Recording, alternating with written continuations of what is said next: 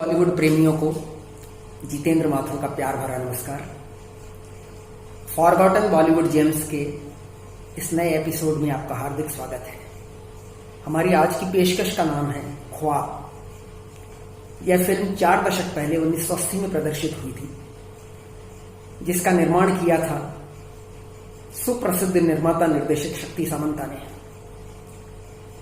शक्ति सामंता आमतौर पर शम्मी कपूर, राजेश खन्ना और अमिताभ बच्चन जैसे बड़े सितारों के साथ फिल्म बनाया करते थे, लेकिन इस बार उन्होंने फॉर ए चेंज कम लोकप्रिय सितारों के साथ फिल्म बनाई। फिल्म में प्रमुख भूमिकाएं निभाई हैं मिथुन चक्रवर्ती, नसीरुद्दीन शाह, रंजीता, योगिता बाली ने। फिल्म का नाम है ख्वाब। ख्वाब यानी ड्रीम, यानी कि सपना।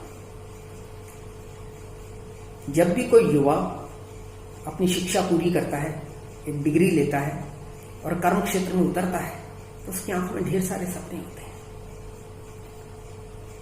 कुछ बनने के, कुछ कर दिखाने के, जिंदगी को ऊंचाइयों तक ले जाने के। मैंने भी जब 22 साल की उम्र में चार्टर्ड अकाउंटेंसी की परीक्षा पास की थी, मेरी आंखों में भी कुछ ऐसे ही सपने थे। और कुछ ऐसे ही सपनों को साथ लेकर इस फिल्म का नायक मिथुन चक्रवर्ती, जो कि एक बीटेक इंजीनियर है, अपनी यात्रा आरंभ करता है मुंबई के लिए, जहां वो एक नौकरी ज्वाइन करने के लिए जा रहा है। मुंबई में उसे एक मैन्युफैक्चरिंग कंसर्न में नौकरी मिल जाती है, क्योंकि उसके पास उसके पिता की सिफारिश है। लेकिन जब नौकरी शुरू होती है, तब उसे पता लगता है कि सपनों में और हकीकत में कितना फर्क होता है। सपने कांच के बने होते हैं और हकीकत की जमीन बड़ी पथरीली होती है। इसीलिए सपने टूटते हैं और बड़ा दर्द देते हैं।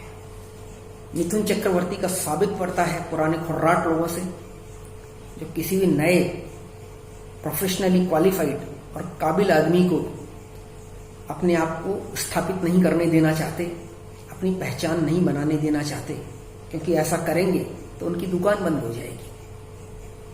मिथुन चक्रवर्ती को यूनियन लीडर दिनेश ठाकुर से बातचीत करके पता लगता है कि कंपनी की फैक्ट्री इस हालत में है कि उसका रेनोवेशन होना बहुत जरूरी है। वो कड़ी मेहनत करके फैक्ट्री के रेनोवेशन का एक प्लान बनाता है, लेकिन उसके प्लान को कंपनी का जनरल मैनेजर सुजीत कुमार उसकी आंखों के सामने फाड़ कर रद्दी की टोकरी में फेंक देता है और उसे चेतावनी देता है कि अपनी हद में रहे। उसका अपमान करने वालों में सुजीत कुमार का चमचा यूनुस परवेज भी शामिल है, जो कि उसे हिकारत की नजर से देखता है। मिथुन फ्रस्ट्रेट हो जाता है, कुंठित हो जाता है। मुंबई में वो एक चाल में रहता है अपनी दोस्त नसीरुद्दीन शाह के साथ, जो कि इसी कंपनी में एक मजदूर है। नसीरुद्दीन शाह अपने जीवन से निराश है, फ्रस्ट्रेटेड रहता है, लेकिन दोनों दोस्त मिलकर बातें करते हैं, खाते पीते हैं, नाचते गाते हैं, अच्छा वक्त बिताते हैं। नसीरुद्दीन शाह के साथ रहती है उनकी बहन योगिता बाली। मिथुन चक्रवर्ती को धीरे धीरे समझ में आता है कि जिंदगी में आगे बढ़ने के लिए केवल योग्यता ही पर्याप्त नहीं, कुछ और भी चाहिए। अब इस कुछ और के लिए वो क्या करें? वे जा पहुंचते हैं कंपनी के मैनेजिंग डायरेक्टर मदनपुरी के घर पर, जहां उन्हें मिलती हैं उनकी पुत्री रंजीता, जिनसे वो पहले से ही परिचित हो चुके हैं। रंजीता को स्विमिंग का शौक है और हमारे नायक स्विमिंग के चैंपियन हैं। स्वाभाविक है कि स्विमिंग के बहाने वे इस परिवार से अपनी नजदीकियां बढ़ा लेते हैं और मदनपुरी के साथ अपने अच्छे संबंधों का फायदा उठाकर जिस रेनोवेशन प्लान को सुजीत कुमार ने फाड़ दिया था, उसे वे जनरल मैनेजर को बाईपास करके सीधे मैनेजिंग डायरेक्टर से पास करवा लेते हैं। प्लान लागू होता है, बड़ा कामयाब होता है और उसके कारण मिथुन चक्रवर्ती को बड़ी तारीफ मिलती है। उन्हें आनन फानन सुपरवाइजर से डीजीएम की पोस्ट तक प्रमोट कर दिया जाता है और तब वे कंपनी में उन लोगों से गिन गिन कर बदले भी लेते हैं जिन्होंने पहले उन्हें बेइज्जत किया था। लेकिन जो बात वो नहीं जानते वो ये है कि उनके दोस्त नसीरुद्दीन शाह की बहन योगिता वाली मनी मन उन्हें चाहती है, और एक तूफानी रात को मिथुन के नशे की हालत में हुए हादसे के कारण कुछ ऐसा हो चुका है जो आगे जाकर नया गुल खिलाने वाला है।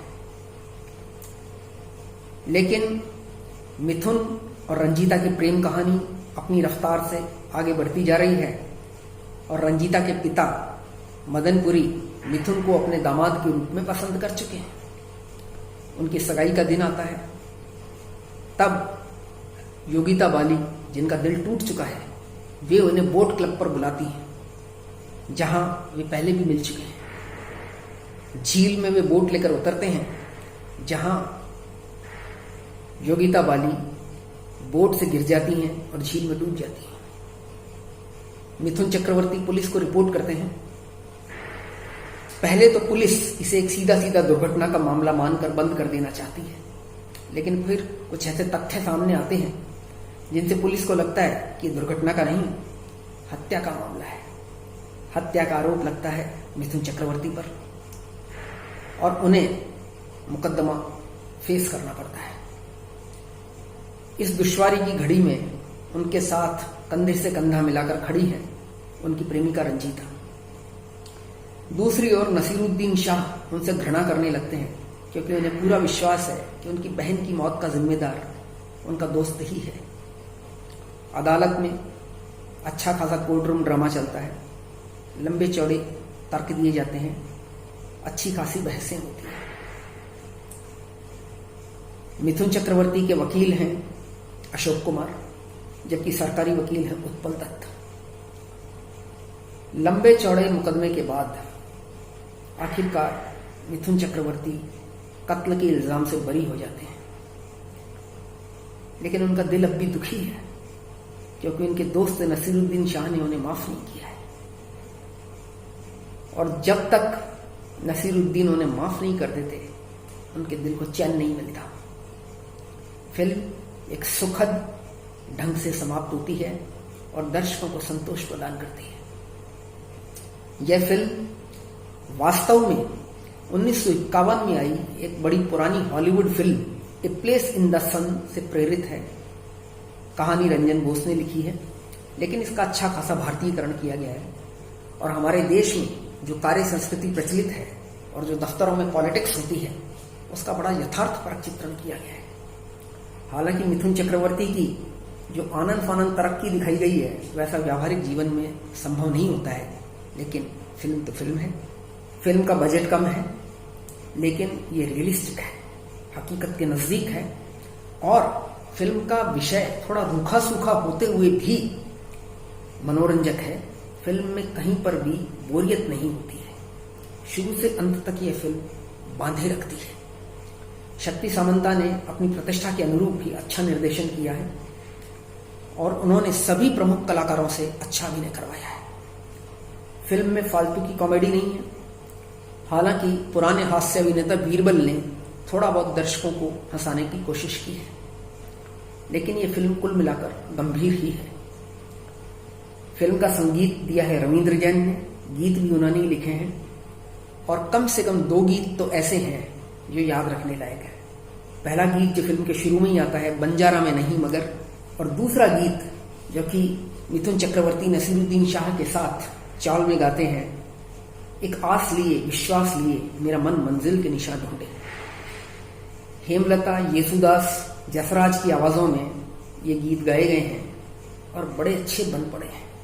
फिल्म में खूबियां ज्यादा हैं, खामियां कम हैं। फिल्म भूली बिसरी इसलिए है क्योंकि ये बॉक्स ऑफिस पर सफल नहीं रही, लेकिन आज भी अगर आप इसे देखें तो आपको यही महसूस होगा कि आपने एक अच्छी फिल्म देखी है। मैं 3 स्टार की रेटिंग के साथ सभी पुरानी फिल्मों के शौकीनों को इसे तहे दिल से रेकमेंड करता हूं।